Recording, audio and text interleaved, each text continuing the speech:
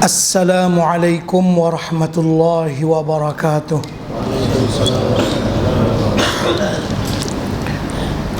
Bismillahirrahmanirrahim.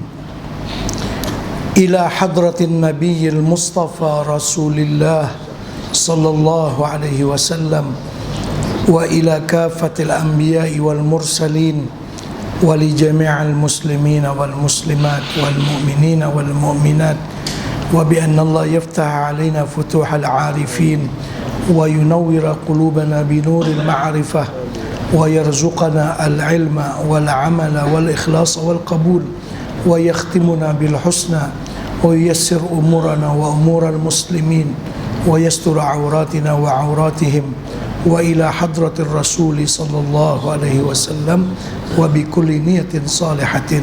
Al-Fatihah.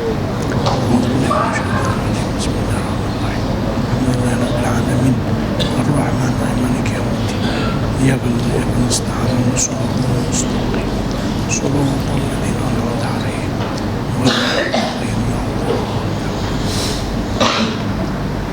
بسم الله الرحمن الرحيم الحمد لله رب العالمين نحمده ونستعينه ونستهديه ونسترشده ونؤمن به ونتوكل عليه ونعوذ به من شرور أنفسنا ومن سيئات أعمالنا اللهم صل وسلم وبارك على سيدنا ومولانا محمد وعلى آله وصحبه ومن اهتدى بهديه واستنى بسنته إلى يوم الدين. سبحانك لا علم لنا إلا ما علمتنا إنك أنت العليم الحكيم. Rabbi shrah li sadri wa yassir li amri wahlul 'uqdatam min lisani yafqahu qawli. Bismillah masyaallah la quwata illa billah masyaallah. Kullu ni'matin minallahi masyaallah. Al khairu kulluhu biyadillah masyaallah. La yasrifu as-su'a illa Allah. Amma ba'd.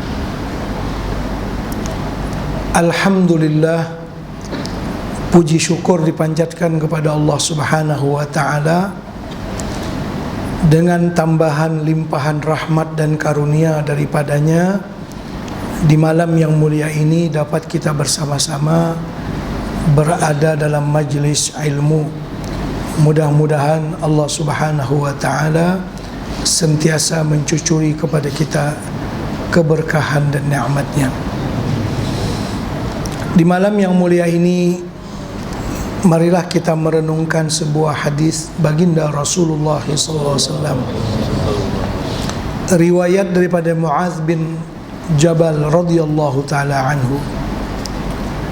Qala qultu ya Rasulullah akhbirni bi'amalin yudkhiluni al-jannah wa yuba'iduni 'anil nar. Qala laqad sa'alta 'an 'azimin wa innahu la yasirun ala man yassarahu Allahu alayh. Ta'budullaha wa la tushriku bihi syai'a wa tuqimus salah wa tu'tiz zakah wa tasumu ramadan wa tahujjul bait. Thumma qala ala adulluka ala abwabil khair as-sawmu junnatun was-sadaqatu tudfi'u al-khati'ah kama yudfi'u al-ma'u an-nar wa salatu ar-rajuli fi jawfil lail. Daripada Muaz bin Jabal radhiyallahu taala anhu, dia berkata, pada suatu hari aku bertanya kepada baginda Rasulullah sallallahu alaihi wasallam, wahai Rasulullah, tolong tunjukkan aku atas suatu amalan di mana amalan itu akan memasukkan aku ke dalam syurga dan menjauhkan aku dari api neraka. Apabila Muaz bertanya soalan itu, sebelum Nabi kita menjawab, Nabi kita bagi sedikit komen tentang soalan. Soalan engkau itu soalan yang besar, dan perkara yang engkau tanyakan itu sesuatu yang sulit untuk dilaksanakan. Namun dia adalah mudah bagi seseorang yang dimudahkan oleh Allah Subhanahu wa ta'ala. Kenapa Nabi kita mengatakan soalan Mu'adz itu satu soalan yang sangat besar? Karena dia terkait dengan destinasi hidup kita ini, yaitulah selamat dari api neraka dan masuk ke dalam syurga. Rasanya tak ada soalan yang lebih besar daripada itu. Hempas pulas kita saban hari apa yang kita laksanakan, kalau ujungnya tidak memasukkan kita ke dalam syurga dan tidak menjauhkan kita dari api neraka, benda itu sia-sia belaka. Apapun yang kita laksanakan, segala kegiatan di dunia ini, apakah kegiatan yang berbentuk keduniaan ataupun kegiatan yang berbentuk ibadah dan akhirat, kalau ujungnya tidak membawa kepada selamat dari api neraka dan tidak memasukkan ke dalam syurga, maka apalah artinya segala usaha kita. Karena itu Nabi kita mengatakan soalan engkau ini wahai Mu'adz satu soalan yang amat besar, yang untuk itulah segala kegiatan yang kita laksanakan di atas permukaan bumi ini, susah payah kita dan sebagainya, ujungnya supaya Allah Subhanahu wa ta'ala dengan rahmatnya mengerniakan kita jauh dari api neraka dan memasukkan kita ke dalam syurga. Baik, walaupun perkara itu berat, tapi dia mudah atas orang yang diberi mudah oleh Allah Subhanahu wa ta'ala. Karena itu hendaklah kita sentiasa memohon kepada Allah supaya dimudahkan hal itu, meminta dijauhkan daripada api neraka, dan memohon supaya kita dimasukkan oleh Allah Subhanahu wa ta'ala dengan karunia-Nya ke dalam syurga. Baik, Nabi kita menjawab, jalan untuk sampai ke sana itu ialah ta'budullah wa la tusyriku bihi syai'a. Engkau mesti beribadah kepada Allah Subhanahu wa ta'ala dan tidak ada syirik yang engkau katakan untuk Allah Subhanahu wa ta'ala. Artinya akidah yang murni, akidah yang baik, akidah Ahlus Sunnah wal Jamaah. Kemudian yang kedua, wa tuqimus shalah, engkau melaksanakan, mendirikan sembahyang. Wa tu'tiz zakat, membayar zakat. Wa tasumu Ramadan, puasa di bulan Ramadan. Wa tahujjul bait, dan mengerjakan haji ke Baitullahil Haram. Ini semuanya terangkum dalam rukun Islam yang kita maklum, 5 rukun Islam. Jadi ilmu yang membicarakan tentang yang 5 perkara ini adalah ilmu yang paling mulia, karena dia akan menguruskan kita sampai ke sana tadi, sampai kepada destinasi hidup ini, yaitulah selamat dari api neraka dan masuk ke dalam syurga. Karena itulah para ulama mengatakan bahwasanya ilmu yang membicarakan tentang 5 perkara tadi, ilmu itu namanya fardu ain, wajib dipelajari, karena dia merupakan satu jembatan yang menyampaikan kita ke dalam syurga. Baik, seterusnya Nabi kita menawarkan kepada Mu'adz, maukah engkau aku tunjukkan kepada pintu-pintu kebaikan? Maksudnya sesuatu pekerjaan yang dapat memantapkan yang 5 perkara itu. Bagaimana untuk menguatkan keislaman kita, bagaimana untuk memantapkan syahadah kita, dan supaya sembahyang kita bagus dan zakat dibayar dengan cara baik, begitu juga puasa dan juga haji. Sudah tentu apabila Muaz ditanya oleh Nabi, maukah aku tambahkan pintu-pintu kebaikan untuk engkau? Sudah tentu dia mengatakan ya. Nabi kita seterusnya mengatakan, as-saumu junnatun. Puasa itu merupakan perisai. Perisai daripada bermacam-macam kejahatan. Orang yang berpuasa, maksudnya sini puasa sunat. Kalau yang disebutkan tadi itu puasa yang wajib. Ditambah-tambah dengan banyak puasa. Karena apabila seseorang berpuasa, bermakna dia telah berperisai, telah mendinding dirinya dengan benteng yang kuat supaya dia jangan mengerjakan maksiat. Bayangkan orang yang puasa, seperti kita maklum, air yang punya dia sendiri, yang halal, yang ada di rumahnya, dia tak minum kalau tak sampai masa yang telah ditetapkan oleh Allah Subhanahu wa ta'ala. Maka betapa dia mencari sesuatu yang haram. Istrinya sendiri yang dia menikah dengan cara syar'i, doa ada di tepi dia, dia tak sentuh istri dia karena belum diizin oleh Allah Subhanahu wa ta'ala. Summa atimmus siyama ilal lail, sempurnakanlah puasa sampai waktu malam. Itu istrinya sendiri yang dia menikah dengan cara syar'i yang dihalalkan oleh Allah untuknya, pun tidak disentuhnya. Jauh-jauh lagi mau mencari yang diharamkan oleh Allah Subhanahu wa ta'ala. Itu yang disebutkan as-saumu junnatun. Puasa itu merupakan perisai, pendinding kita dari mengerjakan sesuatu yang tidak baik.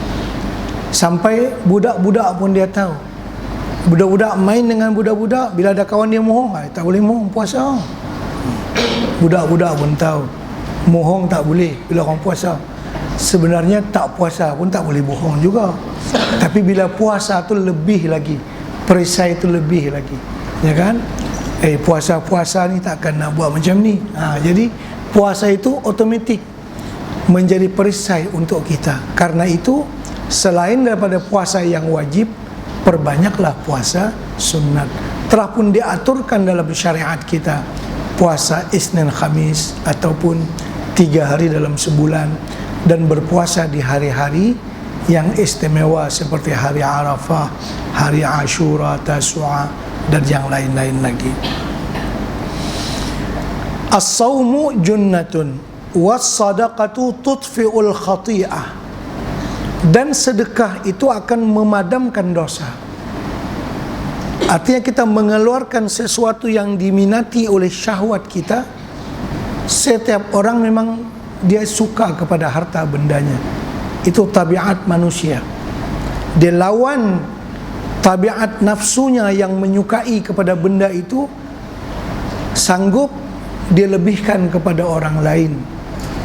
Ini kan orang yang bersedekah setelah dia berperang dalam perasaannya, aku nak duit ni aku perolehi dengan peluh aku dan sebagainya. Sepatutnya akulah orang yang menikmatinya, tapi dah, dia ambil duit dia dan dia bagi kepada orang lain. Ini merupakan satu pengorbanan dari seseorang. Dan seseorang tidak akan mampu bersedekah kalau dia merasa yang dia berikan itu hilang. Karena itu dalam matematik, kalau kita ada duit 100 ringgit, kalau kita sedekahkan 10 ringgit, berapa baki duit kita?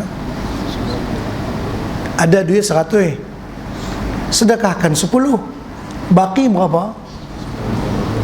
Siapa yang cakap baki 90, dia kedekut.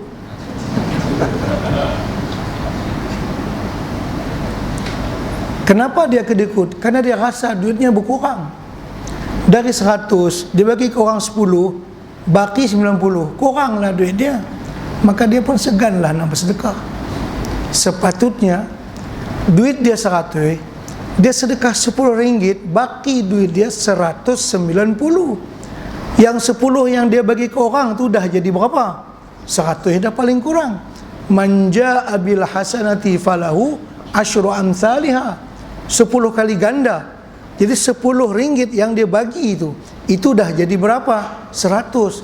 Yang 90 masih lagi 90. Kalau macam tu perasaannya, baru dia suka menderma. Kalau soalan yang kedua, tuan-tuan mesti betul jawablah. Kalau disedekahkan 50 daripada 100, berapa baki duit dia? Dia mesti betul jawab. Berapa semua baki? Yang 50 dah jadi 500. Bermakna baki duit dia berapa? 550. Kalau disedekah semua, berapa baki duit dia? 1000. Kalau macam tu, sukalah bersedekah, ya kan? Baru dia mau bersedekah. Kalau dia rasa yang dia bagi itu hilang, dia sayang lah. Dia sayang. Ini hilang. Duit aku 100, bagi 10, tinggal lagi 90. Kurang aku punya. Mana dia mudah nak bersedekah. Karena itu, orang yang bersedekah mesti merasakan bahawa itu anugerah daripada Allah Subhanahu wa taala kepadanya. Baru dia dapat murah untuk bersedekah. Dan Allah memulakan sebelum orang yang mampu bersedekah tu alladzina yu'minuna bil ghaibi. Itu dulu latar belakangnya. Syahadah tadi, beriman dengan ghaib, beriman dengan balasan Allah. Orang yang beriman dengan bil ghaib, baru dia boleh wa yuqimu nas-salah, baru dia boleh wa mimma razaqnahum yunfiqun. Kalau belum ada yu'minuna bil ghaibi, dia tak mampu wa yuqimu nas-salah, dan dia tak mampu wa mimma razaqnahum yunfiqun. Dia buka kedai, sekarang waktu zuhur, orang dah azan. Kalau aku tutup kedai ni, aku rugi. Berapa rugi? RM100 lah. Sepatutnya kalau buka, dapat untung. Ya kan, dia kata ni cara dunia. Kalau aku tutup kedai ni habuan nak pergi sembahyang zuhur berjamaah, aku tak dapat duit lah RM200 mungkin. Kalau dia faham macam tu, dia takkan pergi surau. Dia takkan pergi masjid. Kalau dia pergi masjid ni, memutuskan peluang dia nak dapat benda. Dia kena ada alladzina yu'minuna bil ghaib. Kalau aku tutup kedai aku pergi masjid, pahala jenuh. Bukan RM200, 2 bilion lebih. Kalau macam tu tak pahala. Baru dia mudah nak wa yuqimunas salah. Karena ada dulu alladzina yu'minuna bil ghaib, baru boleh wa yuqimunas salah, baru boleh pula wa mimma razaqnahum yunfiqun. Dia beriman dengan ghaib, benda yang dia bagi itu bukan hilang, baru dia boleh nak bagi. Kalau dia rasa ini mengurangkan duit dia, dia sayang lah. Nampak dalam susunan ayat itu, Masya Allah, susunkan dengan cara cantik. Baik, was-sadaqatu tudfi'ul khati'ah, dan sedekah itu memadamkan dosa. Karena orang yang bersedekah, dia berperang dulu dengan hawa nafsu dia yang suka kepada benda. Kama yutfi'u al-ma'u an-nara, seperti memadamkan air akan api. Sudah dua. Wa salatur rajuli fi jawfil lail. Ini tiga-tiga ni adalah pendorong kepada menyempurnakan rukun Islam yang kita sebutkan tadi. Dan sembahyang seseorang di tengah malam. Ini pun perang dia bukan main. Kita yang boleh bangkit di tengah malam, Masya Allah, memang sedap tidur, sedap waktu berehat. Besok kita kejar nak bangkit malam ni, esok ngantuk lah, macam-macam dihantui kita punya perasaan. Kita nak bangkit, walaupun boleh sembahyang tak payah banyak, 2 rakaat pun cukuplah. Boleh 2 rakaat, kanzun min kunuzil jannah, satu perbendaharaan daripada perbendaharaan dalam syurga. Boleh buat 2 rakaat pun, alhamdulillah. Tapi dia rasa macam dia dikurangkan, dia nak rehat, tiba-tiba kena bangkit setengah jam, kuranglah rehat dia. Dibaca macam tu, baca dunia. Tapi kalau dia rasa, bila aku bangkit sembahyang setengah jam, ini merupakan kekuatan kepada badan saya, kekuatan kepada rohaniah saya, dia maulah bangkit. Kalau dia merasakan ini mengurangkan rehat saya, itu yang dia tak mau. Tapi kalau ini dia rasa bangun tengah malam memberikan kekuatan kepada dia. Pasal Nabi kita dah bagi tahu, wa salatur rajuli fi jawfil lail. Kekuatannya luar biasa. Tak mampu kita nak menghuraikan dengan lidah. Karena itu Nabi kita baru saja diperintah oleh Allah Subhanahu wa taala berdakwah dengan ayat yang turun, Iqra bismi rabbikal ladzi khalaq. Turun ayat ya ayyuhal muddatsir.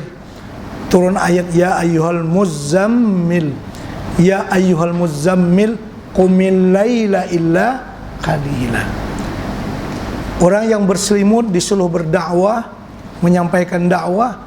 Dari mana engkau akan memiliki cas batin kamu dalam dakwah? Itu mesti dengan qiyamul lail, kekuatan ibadat kamu.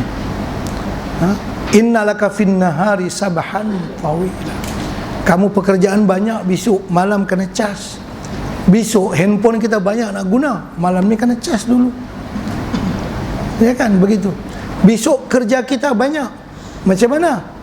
Kita punya falsafah kita, besok banyak kerja, malam ni rehatlah. Macam tadi lah, falsafah kita, bila duit kita bagi, kita rasa kurang, kita bagi itu dia bertambah. Kita buat qiyamul lail, dia ada tambahan kekuatan yang tak tersangka. Luar biasa.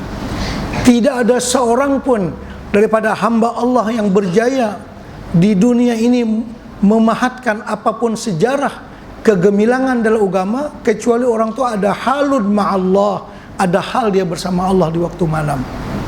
Siapa saja orang-orang yang diberi kecemerlangan oleh Allah di dunia ini, dalam dakwahnya, dalam apapun yang bersifat keagamaan, yang ada nilai, yang boleh memberikan kebaikan kepada diri, kepada umat, tengok saja orang itu, dia mesti ada hal dengan Allah Subhanahu wa ta'ala di waktu malam. Maksudnya dia nak guna diri dia besok kuat, nak kena cas bateri di waktu malam. Ini apa yang dikhabarkan oleh Nabi kita Muhammad SAW. Jadi banyak falsafah yang kita faham ni tak betul dengan cara tadi. Jadi kena banyak puasa. Kita cakap bila kita puasa kita tak larat nak buat, ya kan? Padahal puasa tu jadi perisai tadi. Kita bersedekah, kita rasa macam kurang, kita perlu duit, perlu dana. Bila kita sedekah, kurang kita, tak, yang tu kuat. Bila kita bangun di tengah malam, kita rasa kita kurang berehat, dah. Itulah kemudahan engkau untuk besok hari. Subhanallah, luar biasa apa yang dibawakan oleh Nabi kita Muhammad sallallahu alaihi wasallam. Fa junubuhum 'anil madaji' yad'una rabbahum khawfan wa tama'a wa mimma razaqnahum yunfiqun fala ta'lamu nafsum ma ukhfiya lahum min qurrati a'yun jazaa'an bima kanu ya'malun. Ayat ini menyebutkan keutamaan orang yang bangun di tengah malam. Tatajafa junubuhum 'anil madaji', renggang lambung mereka itu daripada tempat tidur. Artinya mereka bangun dari tempat tidur mereka. Apa yang mereka kerjakan? Yad'una rabbahum, berdoa, beribadah kepada Allah, khaufan wa tama'a. Ini untuk menyempurnakan khusyuk seseorang. Mesti ada rasa takut dan mesti ada rasa harap. Kita dalam beribadah mesti macam tu, takut pun ada, harap pun ada. Jangan takut semata atau jangan harap semata. Kedua-duanya sesuatu yang diperlukan, berimbang dalam kehidupan kita. Rasa takut, kita orang yang duk sembahyang dah, tapi duk takut kalau sembahyang kita ni ada penyakit dia yang menghilangkan pahalanya. Takut kita. Tapi harap pun harap, mudah-mudahan seadanya apa yang kita dah buat ni diterima jugalah kiranya oleh Allah Subhanahu wa ta'ala. Jangan terlampau takut sampai dia putus asa. Jangan terlampau harap, dia tak buat apa, lu harap surga. Mana boleh. Harap tu berdasarkan sesuatu. Jadi pengimbang dalam diri seseorang antara takut dan harap, mesti berimbang antara dua itu. Walaupun sebagian ulama mengatakan bahawa orang yang sudah uzur, dah dekat meninggal, dah dekat mati, itu hendaklah memperbanyak rasa harap kepada Allah. Kalau banyak takut, dia lagi lumpuh lah, lagi tak larat lah, dah tak larat awal-awal lagi, ya kan? Hendaklah dia banyak optimis, banyak mengharap insya Allah taubatnya diterima oleh Allah, InsyaAllah mati dalam keadaan husnul khatimah. InsyaAllah Allah berikan syurga kepadanya. Begitu optimis, begitu baik sangka. Dan jangan ada di kalangan kita orang yang meninggal dunia kecuali dia berbaik sangka dengan Allah Subhanahu wa ta'ala. Allah berfirman dalam hadis kursi, ana inda dhanni abdi bi, saya di sisi sangkaan hambaku. Kita sangka insyaAllah kita mati beriman, insyaAllah mati beriman nanti. Tapi kan ada usaha lah. Baik. Summa qala, kemudian Nabi kita bersabda pula. Muaz tanya satu tu, dia tanya besar tu. Tu Nabi kita kena horai panjang. Ala ukhbiruka bi ra'sil amri wa umudihi wa zirwati sanamihi. Wahai Muaz, maukah aku khabarkan kepada engkau dengan pokok perkaranya dan tiangnya dan kemuncak daripada segala usahamu yang nak masuk ke dalam syurga ni, apa yang patut kamu perhatikan? Qultu bala ya Rasulullah, memang itu yang aku kehendaki. Qala ra'sul amri al-Islam, pokok perkaranya adalah Islam, macam yang kita sebutkan dari rukun Islamnya. Wa amuduhus salah, dan tiangnya yang paling penting adalah as-salah, yaitu sembahyang. Jadi urusan sembahyang ni urusan yang paling penting dalam agama. Tidak boleh sedikit pun dipermudahkan, tapi kita mesti merasakan dia adalah benda yang sangat penting. Sayyidina Umar bin Khattab radhiyallahu taala anhu, apabila beliau dilantik menjadi khalifah dengan wasiat Sayyidina Abu Bakar As-Siddiq radhiyallahu taala anhu, Abu Bakar berwasiat kepada para sahabat, kalau aku meninggal dunia, saya mencadangkan orang yang mengganti saya adalah Umar bin Khattab, tapi saya serahkan balik kepada kamu semua. Tapi cadangan saya, tak ada orang yang lebih memikirkan hal kamu lebih daripada Umar bin Khattab. Akhirnya diterima oleh sekalian muslimin. Baik. Sewaktu Umar dilantik menjadi khalifah dan beliau menyampaikan khutbah yang pertama kali, khutbah perdana yang disampaikan oleh Umar, dan dia tulis surat pula kepada gubernur dia, menteri-menteri besar dia. Dia tulis surat. Itu hadis ada dalam kitab Muwatta Imam Malik. Apa kata Sayyidina Umar? Inna ahamma amrikum indi as-salah. Sesungguhnya urusan kamu yang paling penting kamu perhatikan ialah masalah sembahyang. Ini arahan daripada khalifah kepada gubernur-gubernur. Urusan yang pertama kali aku nak periksa ialah sembahyang. Karena pada waktu itu, pada zaman dahulu juga, yang namanya gubernur tu dialah yang memimpin sembahyang berjamaah, yang jadi imam, yang jadi khatib pada hari Jumaat di masjid negeri, mesti gubernur yang berkenaan. Kalau di daerah, mesti pegawai daerah itu yang menyampaikan khutbah dan yang menjadi imam. Jadi kata Sayyidina Umar, laporan keuangan perlu juga, takut duit masuk macam mana, duit keluar macam mana, itu perlu. Tapi yang paling perlu bagi aku laporan bagaimana sembahyang dilaksanakan di tempat kamu semua. Inna ahamma amrikum indi as-salah. Urusan kamu yang paling penting yang aku minta laporan pertama sekali masalah sembahyang. Fa innal mar'a idza kana mudayyan li salatihi fa huwa lima siwaha adya'. Karena seseorang apabila sembahyang pun disia-siakannya, maka yang lain tak boleh harap. Kalau sembahyang pun dia sia-siakan, yang lain akan lebih disia-siakannya. Karena itu saya minta yang ni dulu dikeliarkan. Masya Allah, tabarakallah. Artinya sangat penting. Ini benda yang sangat penting. Baik.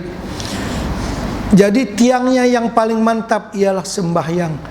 Wazirwatu sanamihi al-jihad, dan kemuncak di tiang itu adalah al-jihad, berjuang fi sabilillah dengan bermacam-macam caranya. Berjuang dengan perkataan, berjuang dengan harta benda, berjuang dengan diri, berjuang dengan segala sesuatu yang kita miliki. Dalam arti kata, orang yang berjuang itu melawan hawa nafsunya, yang suka kepada benda dunia, apakah itu dirinya, apakah itu kedudukannya, apakah itu sesuatu yang diminati oleh nafsu. Mampukah dia melebihkan Allah daripada kepentingan pribadi dia? Jadi wazirwatu sanamihi al-jihad, kemuncak segalanya yang ditiang itu ialah al-jihad, berkorban. Mesti bila orang Islam dia ada pengorbanan. Kalau tidak, dia tak mampu nanti bersedekah, dia tak mampu untuk sembahyang, dia tak mampu untuk mengerjakan pekerjaan apapun kalau dia cuma orang yang menghitung untuk kepentingan pribadi. Benda yang merosakkan pentadbiran dunia adalah kepentingan pribadi sebenarnya. Kalau orang memikirkan kepentingan umat, tidak akan terjadi demikian. Orang yang memikirkan masalah jihad, pengorbanan, tidak akan merosakkan dunia ini. Dunia yang menjadi rosak karena masing-masing orang memikirkan apa yang dia nak untung. Summa qala, kemudian Nabi kita bersabda, ala ukhbiruka bimilaki dzalika kullih. Wahai Muaz, maukah pula engkau khabarkan kepada engkau dengan kunci kesuksesan engkau? Mau sangatlah Muaz. Qultu bala ya Rasulullah, mau saya ya Rasulullah.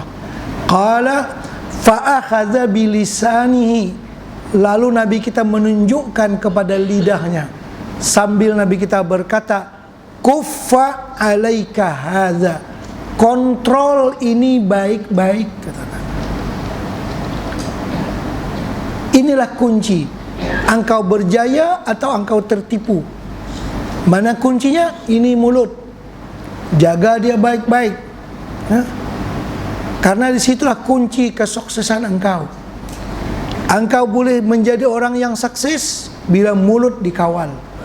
Bila mulut tak terkawal, walaupun engkau dah sembahyang, engkau dah haji, engkau dah buat qiyamul lail, tapi duk kata ke orang yang ni tak boleh, dia akan makan pahala engkau.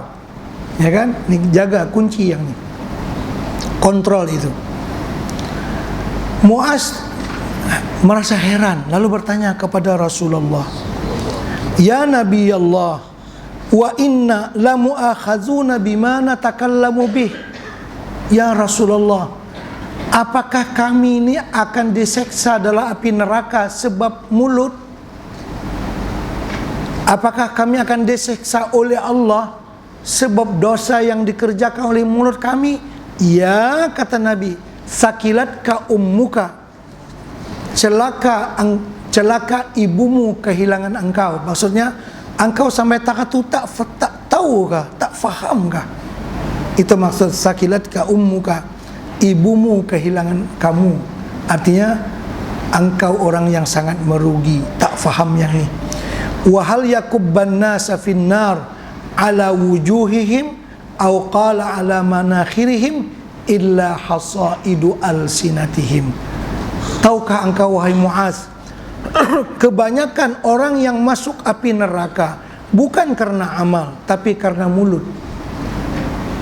Mulutlah yang paling banyak mengakibatkan orang masuk api neraka, bukan amal. Amal pun banyak juga, tapi kalau dihitung perkiraan, peratus orang masuk api neraka karena mulut lebih banyak daripada peratus orang yang masuk api neraka karena perbuatannya. Bermakna luar biasa.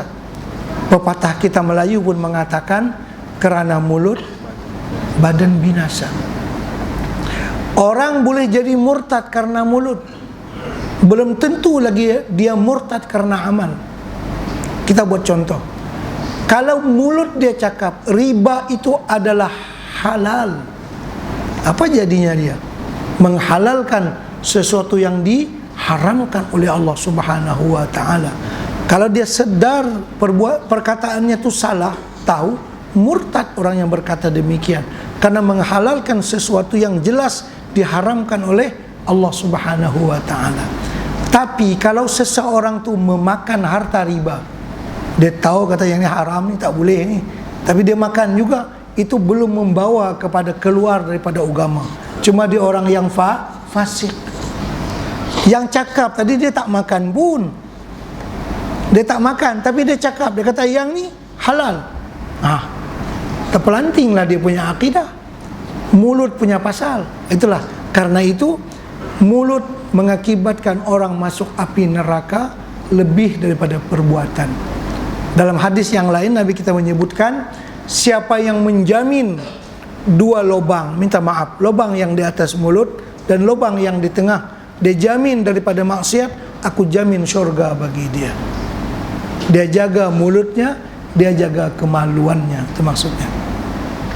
Jadi mulut sesuatu yang tidak bertulang, mudah sangat, mudah sangat. Bukankah Nabi kita ada bersabda dalam hadis yang lain, bertanya kepada para sahabatnya, atadru, kamu tahukah siapa orang yang bankrupt, orang yang sungguh-sungguh rugi? Sahabat pun jawablah, tak yang mereka tahu. Orang yang muflis itu orang yang tidak punya harta dan tak punya duit. Duit pun habis, harta pun tak ada. Kalau duit habis, harta banyak, boleh lelong lah itu harta, bayarkan kepada utangnya. Ni duit pun tak ada, harta pun tak ada. Nabi kita itu yang kamu faham tentang muflis. Orang yang muflis yang sebenarnya, orang yang di dunia banyak beramal, banyak beribadat, rajin sembahyang sunat, rajin puasa, rajin buat haji, rajin buat umrah, artinya mengerjakan perintah Allah Subhanahu wa taala.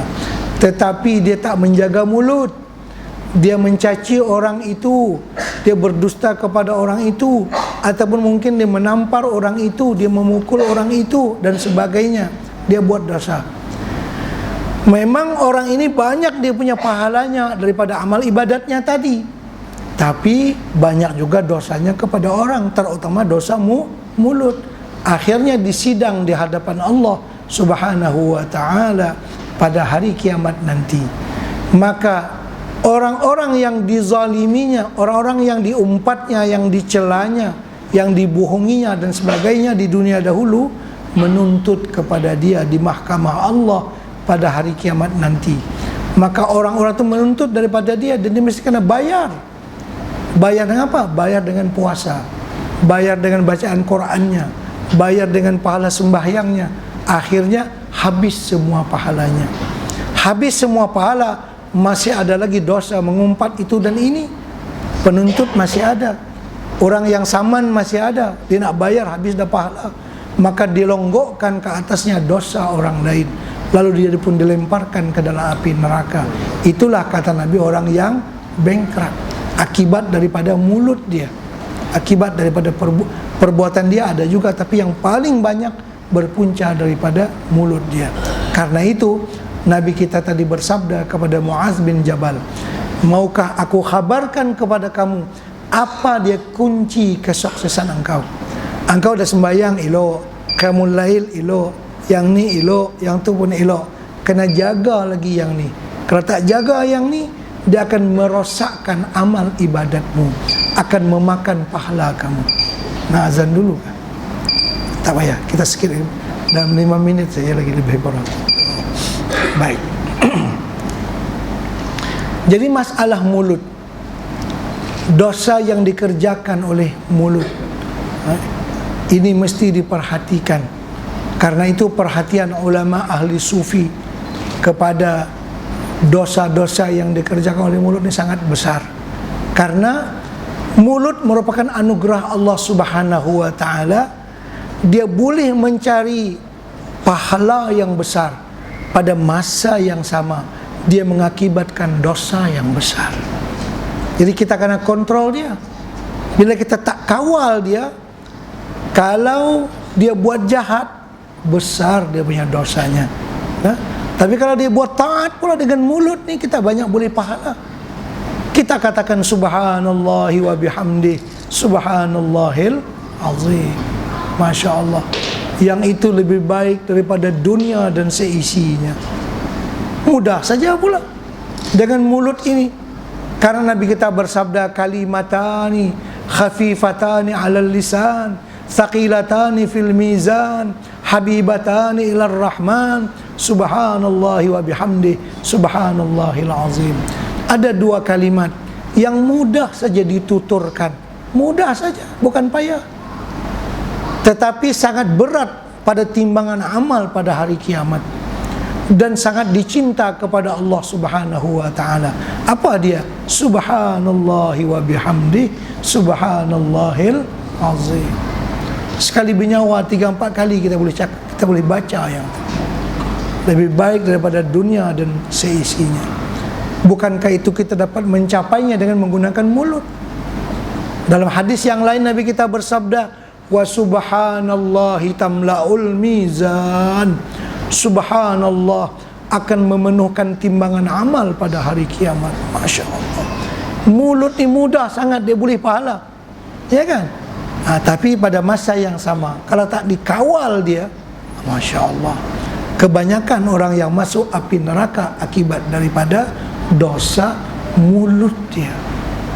Karena itu Sayyidina Abu Bakar As-Siddiq radhiyallahu anhu, dia kulum batu di mulut dia. Batu dia kulum. Kalau orang mari berurusan dengan dia, dia cakap sedikit, kata tak cakap banyak. Dah batu dah ada di mulut, nak cakap banyak dah. Dia nak mengelak daripada banyak bercakap. Yalah. Jadi manusia ni banyak binasa kerana mulut. Cakap darah sangat, orang marah, orang tangkap.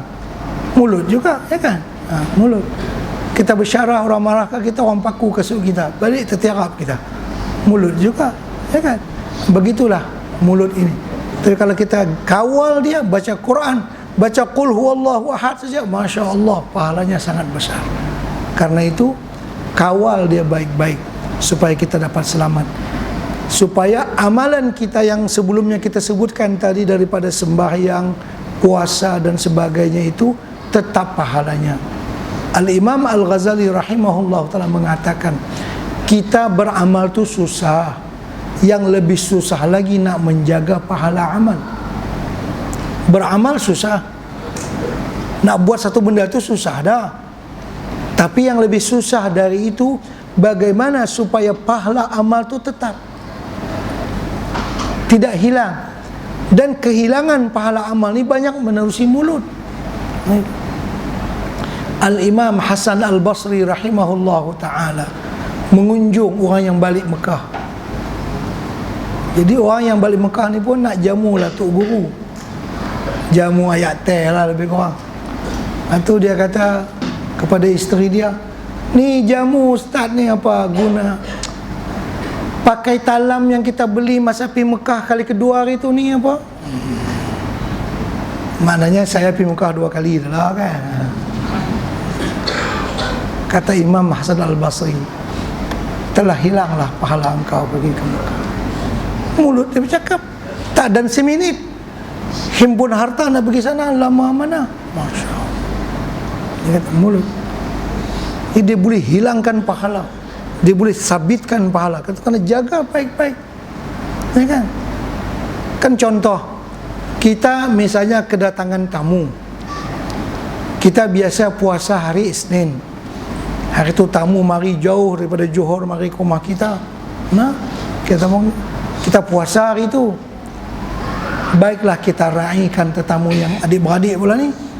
Eloklah kita makan sama dengan dia. Kita pun buka puasa lah. Ni puasa sunat, ya kan? Puasa sunat. Kita pun tak cerita lah yang kata kita puasa. Dah tamu mari, kita pun buat macam biasa lah. Kita makan sekali dengan dia. Itu adalah lebih baik, karena lebih memelihara kepada amal kita dan lebih menyeronokkan hati tamu yang mari ke rumah kita. Kalau tuan rumah tu dia tak buka puasa, dia duduk puasa lah, atau bagi sila tamu makan, tamu pun tanya, apa Pak Cik tak makan dengan kami? Kata saya puasa, ya kan? Kalau dia cakap saya puasa tu boleh tahan. Takut-takut dia cakap saya kalau hari Senin macam ni, itu lain lagi maknanya. Makna kalau takat hari ini kebetulan saya puasa, boleh kira lah, kan? Ni nak mulut ni atur cakap ni, saya kebetulan hari ini puasa, kebetulan ya, jadi taklah ni sangat. Berbanding dengan dia cakap saya kalau Senin macam ni, maknanya lama-lama dah dia riah habis semua, dulu-dulu potong pahala habis semua. Ni mulut ni sikit dia cakap habis pahala, ya kan? kena kawal dia. Itulah. Jadi benda-benda ni, Masya Allah, Tabarakallah, kita kena gunakan dia untuk mencari pahala yang besar di sisi Allah Subhanahu wa ta'ala. Jangan sampai dia mengerjakan sesuatu yang meruntuhkan amal ibadat kita, apakah lagi menjadikan kita, na'udzubillah, menanggung dosa yang besar. Dengan sebab dosa itu seseorang akan dihumbankan ke dalam api neraka. Mudah-mudahan Allah Subhanahu wa ta'ala dengan kemurahannya, dengan limpah karunia-Nya, memberikan kepada kita lidah yang sentiasa basah untuk berzikir kepada Allah Subhanahu wa ta'ala, hati yang tenang dan tentram yang sentiasa mengingati Allah Subhanahu wa ta'ala. Dan benda ini boleh dilatih, bukan tak boleh, boleh dilatih dan boleh dipraktikkan dalam kehidupan kita, asalkan kita sungguh-sungguh jaga hati kita, jaga mulut kita, supaya kita faham perjalanan masih jauh lagi nak sampai ke tempat terakhir, yaitu mendapatkan ridha daripada Allah Subhanahu wa ta'ala, dan kita dimasukkan oleh Allah Subhanahu wa ta'ala di tempat ridhanya, yaitu syurga yang dijanjikan oleh Allah kepada hamba-hambanya yang bertakwa kepadanya. Mohon maaf, jadi takat ni sajalah yang boleh saya sampaikan, tak boleh nak lebih pada ni. Saya bukan pandai berceramah pun, yang ni pun baca kitab saja. Berceramah saya tak pandai, takkan nak baca sebuah hadis dua, insya-Allah boleh. Astaghfirullahaladzim, aqulu qawli hadha wa astaghfirullahaladzim li wa lakum. Al-Fatihah.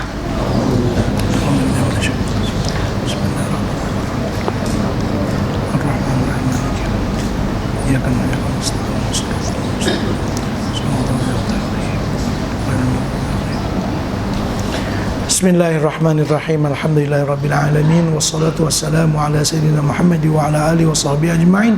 Allahumma anfa'na bima 'allamtana wa 'allimna ma yanfa'una wa zidna 'ilma warzuqna fahma. Nas'aluka fahman nabiyyin wa hifdzal mursalin wa ilhamal malaikatil muqarrabin wa hdina bihidayatil 'arifin wa anshur 'alaina min khazaini rahmatika ya arhamar rahimin. Sallallahu alaihi wasallam Muhammad wa ala alihi wasallam. Walhamdulillahi rabbil alamin. Taqabbalallahu.